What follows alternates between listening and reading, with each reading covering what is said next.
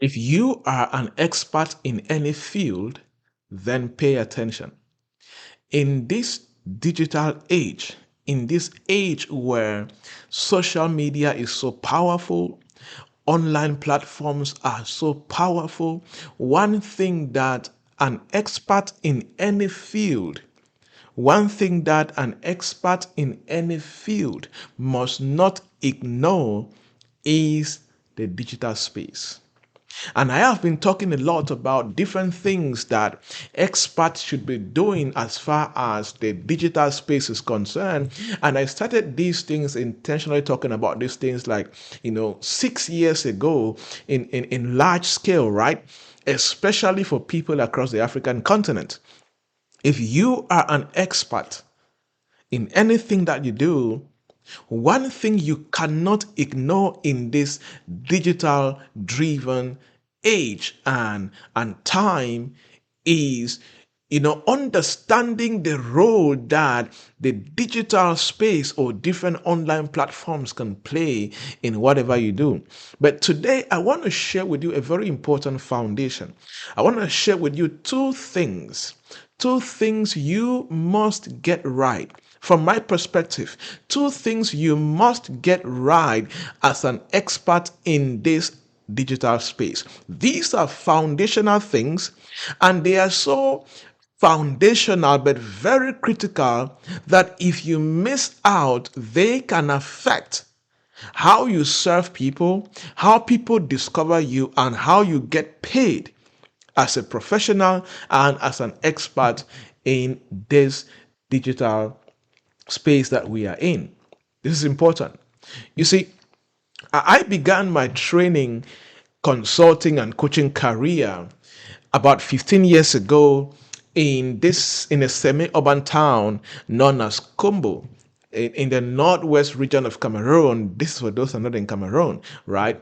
And my journey to speaking and training and consulting and all of these things started that time. And at that time in Kumbu, internet access was not as it is today, nor was access to information, right? And over time, I have grown and I have traveled, I have walked and I have lived across global mega cities. I have lived in Dubai, I have lived in Washington, I've lived in Istanbul, Houston, different cities across the world, Johannesburg in South Africa, in Nairobi, Kenya, different cities that I've spent some time, a couple of weeks, some a couple of months, some a few years to do different work.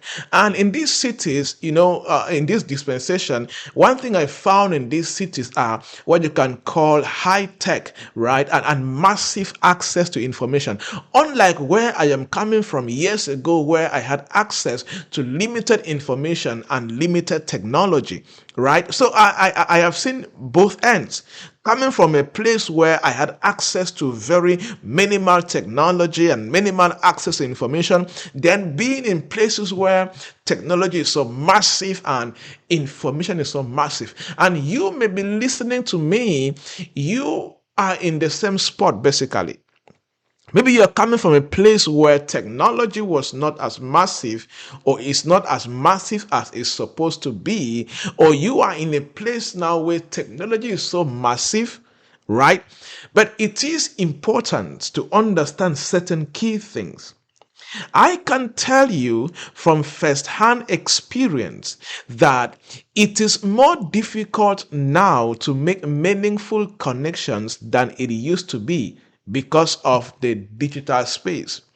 Although the internet helps to, get access to a lot of people at the same time. For example, 15 years ago, if I wanted to do a speaking session or pass out information or train people even for free, train let's say 30 people for free, it would take me about 1 month or even plus more than that, just to invite people from different communities to come to my training hall or to come to where I was organizing the events. But now with with the right microphone, with the right laptop, with internet, even with my mobile phone, like what I'm doing right now, I can be able to reach hundreds of listeners and thousands of listeners in a few hours. You see, so a lot has changed because of the internet.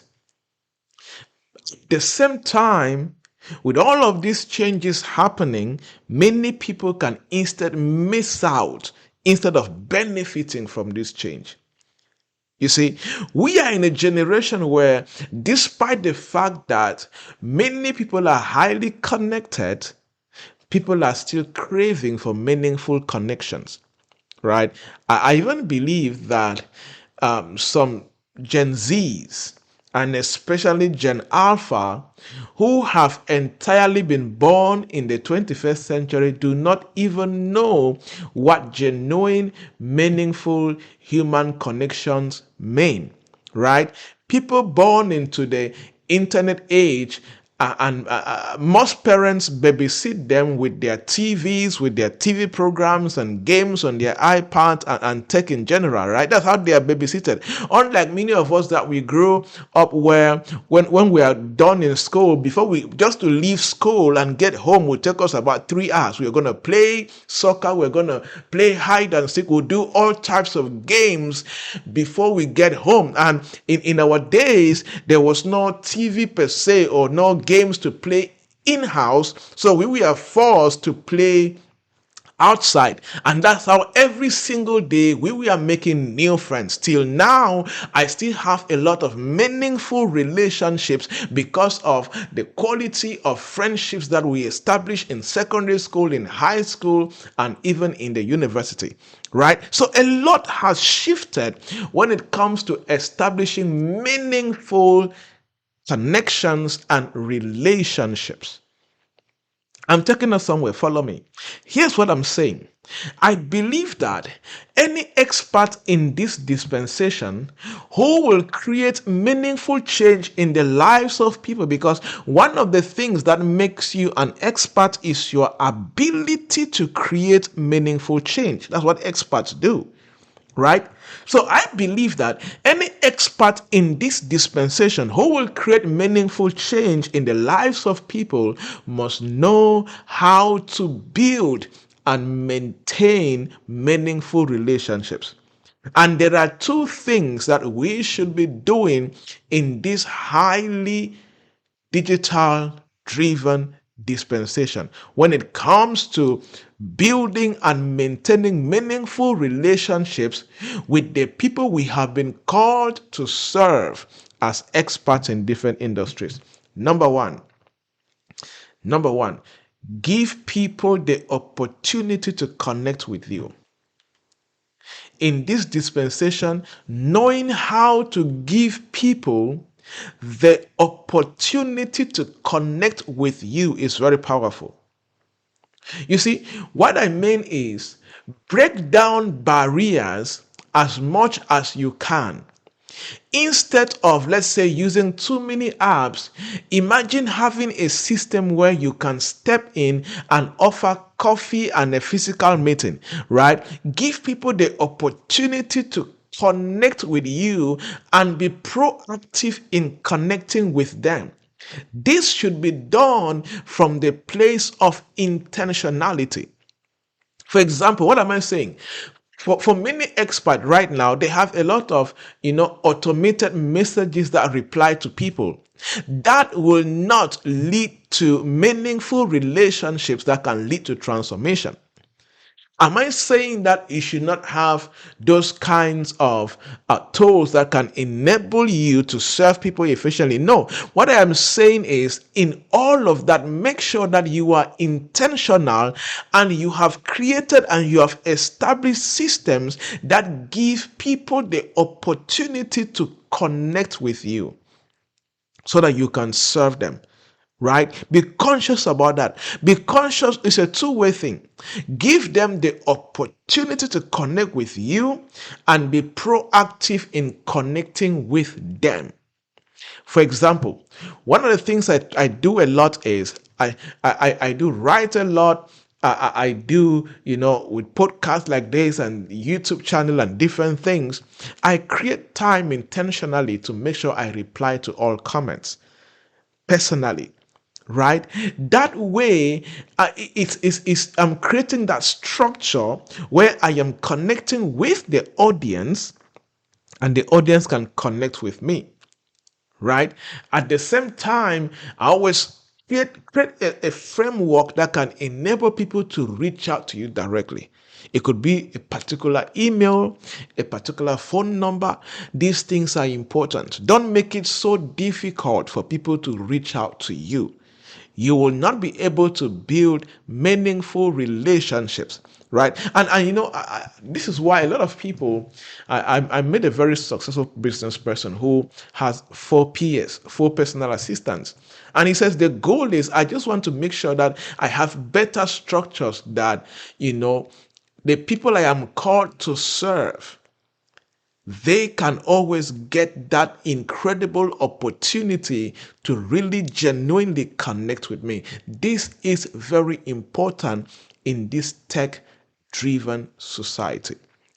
Number two, number two, the second thing I encourage experts to do in this dispensation is give people genuine human experiences. Give people genuine human experience solutions. You know, we're in a world where technology is basically taking over everything, right? Especially in this AI driven dispensation. Technology wants to take over every single thing. So at some point, people are getting bored of being too techy, especially people right now in developed worlds, in Canada, in the United States, in the UK, in Germany, in China, in Japan, in South Korea, in Australia, all of these highly developed countries, a lot is tech. I have met so many people in different countries that they run a business that makes almost $1 million in sales every month, but that business has only 2 employees. The rest of the task from your communication to the end of your delivery, you are talking to robots.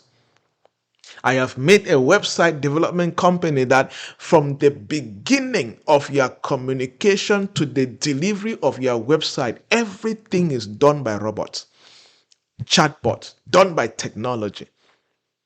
Every single thing, right? So, but people are getting, I don't know if it's anxiety, but something is happening in the human behavior of a lot of people, and they are shifting away from techie environments to environments where they can enjoy human experiences. So, as you are integrating technology in what you're building, be conscious of intentionally maintaining areas in your operations where you give people these genuine human experience driven solutions. I call it empathize solutions, where you empathize as a human with another human to serve another human being, right? Going on ChatGPT, for example, and asking for a solution and talking with a fellow human to get the same solutions from someone who has walked that path or who has experienced what you're experiencing is totally different and more powerful than talking to a chatbot, right? So it is important. For example, you know that there are AI apps right now that can do your consultation. You're having headaches or certain feelings, you describe to that AI, and that AI even has a camera. There's a way that they have integrated your phone camera and all of that, and that AI can do your consultation from start to end. But it's not the same feeling like talking with a human doctor, right? So, what am I trying to say? As an expert, although the world is becoming very techy, one of the most prized and most expensive things will be human experiences and genuine human connections. So, as you are adapting technology and using technology to improve the value that you create, do not ignore the human perspective of that, because it is critical in whatever you are doing. Give people genuine human experience solutions. Okay? No matter how important technology is, human experiences will always be highly sought after and irreplaceable. Two questions you should be asking yourself as a roundup. Two questions I want to challenge you. Think on these two questions thoughtfully as an expert. Number one, how easy is it for people to connect with you? And how proactive are you in connecting with other people? Number two, what human experiences have you gone through as an expert in your life, in your field, that you can use that experience and share solutions with fellow humans? This will transform you. The questions again. Number one, how easy is it for people to connect with you? And how proactive are you in connecting with others? Number two, what human experiences have you gone through in your life and career and journey that you can use to build solutions and you can use to share solutions with fellow human beings? These two are very important.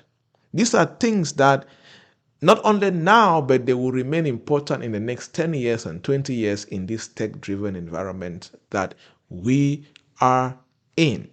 Be conscious of them, adapt them, integrate with them. In all, what am I saying? I was talking to a group of experts and I said, companies of the future that will last are companies who will master how to bring the balance between technology and human experiences. A company that is too technology driven will struggle. A company that is still heavily depending on only humans will struggle. But companies that can balance these two factors, professionals, experts that can balance these two factors, will stand the test of time in this dispensation. My name is Dr. Javnyuy Joybert. It was good chatting with you.